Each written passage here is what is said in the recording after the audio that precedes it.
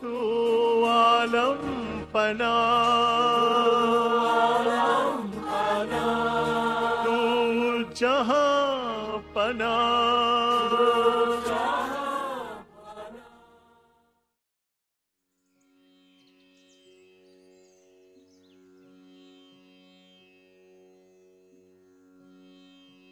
Para murid dari garis perguruan Guru Nanak menamakan tempat ibadah mereka sebagai Gurudwar, yang berarti pintu rumah guru. Namun, arti dibaliknya adalah bahwa sang guru merupakan pintu yang ketika terbuka mengantarkanmu pada keilahian di dalam diri. Hanyalah ketika pintu guru terbuka, maka kau menemukan diri sejati. Pranam. Sairam. Banyak guru, banyak juga sadguru, guru sejati. Bukan cuma namanya saja guru, tapi guru sejati juga banyak.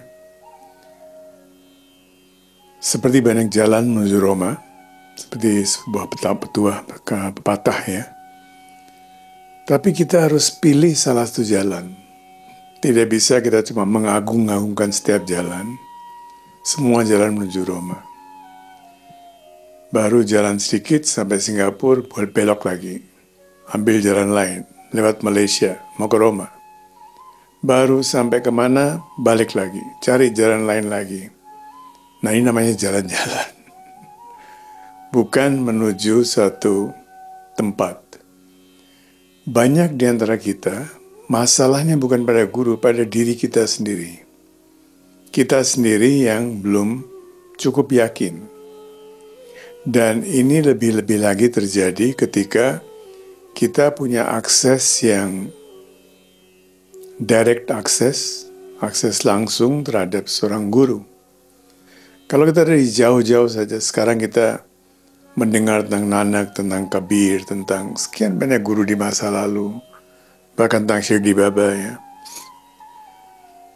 Kita merasa luar biasa. Tapi ketika kita menghadapi seorang guru, ketika kita menghadapi seorang Ramakrishna, dia beda sekali. Setiap orang dia akan mengomentari bahwa saya tidak bisa duduk bersama kamu karena pantat saya terbakar. Kamu cuma memikirkan duniawi saja. Menghadapi seorang guru seperti Ramakrishna sulit sekali. Menghadapi guru sebagai Shirdi Baba, saya tidak menerjemahkan semuanya di dalam Sahih Cerita. Dia punya tongkat, pakai sapu kadang-kadang. Ada orang datang, dia lari menuju orang itu, dia usir orang-orang itu. Kamu tidak layak datang ke sini. Dia tidak peduli ada orang mau datang, tidak mau datang. Baba, puluhan ribu orang datang, dan puluhan ribu, belasan ribu juga kecewa datang ke sana. Datang dari jauh-jauh, disapa pun tidak. Kadang-kadang bisa 5 tahun, 6 tahun, 7 tahun. Ada orang yang selama 20-an tahun ke Baba, nggak pernah disapa. Sampai bahkan Baba mengambil samadhi, sampai beliau wafat, tidak pernah disapa pun tidak. Tetapi ada juga yang walaupun demikian, faith mereka, keyakinan mereka luar biasa. Ada juga orang-orang disapa, setiap kali datang diberikan cincin, diberikan loket, diberikan ini itu. Begitu Baba tidak ada, mereka mencari guru lain. Padahal Baba sudah jelas-jelas mengatakan bahwa sebagaimana kelopak mata melindungi mata, walaupun saya berbadan atau tidak, saya akan tetap melindungi kamu. Jadi berarti kita dari awal, sejak awal sudah tidak yakin pada apa yang dia katakan. Sekarang pun kita melihat setelah beliau tidak ada dalam badannya, banyak sekali orang cari ke sini, cari ke sana, cari kemana-mana. Nah ini yang kita harus hati-hati, kita harus jaga. Betul, banyak guru, banyak sadguru, banyak jalan, banyak cara untuk spiritualitas, tapi kita harus memilih salah satu. Cara Guru Nanak lain. Cara Baba lain, cara Shirdi lain. Setiap guru yang datang itu ada perbedaan sedikit. Walaupun saya menganggap beliau sebagai guru, kita berada di sini. Dan beliau juga menulis, saya selalu mengatakan, beliau juga menulis komentar atas Bhagavad Gita, Gita Wahini. Apakah tidak cukup? Apakah saya merasa saya lebih pintar dari beliau sehingga saya menulis Bhagavad Gita bagi orang modern? Sama sekali tidak. Tapi kita berada di mana? Buku Autobiography of Yogi misalnya, banyak orang yang tertarik dengan buku itu, dengan isi buku itu. Tapi coba Anda baca dalam bahasa Inggrisnya, beda lagi. Bahkan cetakan pertama dalam bahasa Inggris, tahun 50-an, yang sekarang ditarik dari peredaran, dan buku kita itu berdasarkan cetakan pertama itu. Dan cetakan berikutnya, tahun 60-70 itu sudah berbeda. Para pengurus di sana merasa bahwa harus di-re-edit, ditulis beberapa paragraf. Kalau membaca cetakan pertamanya, as it is, tanpa komentar dari saya, barangkali banyak akan kecewa. Nah, ini yang menjadi persoalan bahwa setiap kali seorang guru datang, dan dia jika seorang satguru, maka dia akan menyesuaikan bahasanya berdasarkan bukan apa yang kita suka. Pernah ada konferensi tentang media. Dan para pentolan media yang katakan cukup sadar, mereka mengkritisi sendiri media mereka. Mereka mengatakan bahwa sekarang kita ini, dan ini cerita tahun 90-an kalau nggak salah, itu 2000 awal ya. Mereka mengkritisi kondisi saat itu, sekarang lebih parah lagi. Bahwa we are only publishing what interest people. Kita cuma publish apa yang menarik bagi orang, pembaca. Khususnya koran waktu itu, TV. Belum ada media online dan sebagainya. Ini diselenggarakan under the auspices of UNESCO, UN. Banyak sekali seluruh dunia yang hadir di situ. Seharusnya media itu tidak mempublish, menyebarluaskan apa yang menarik bagi orang, tapi what is in the interest of people. Apa yang mestinya dibaca oleh orang, yang akan membantu mereka, bukan cuma asal tulis saja. Apa yang akan membantu mereka?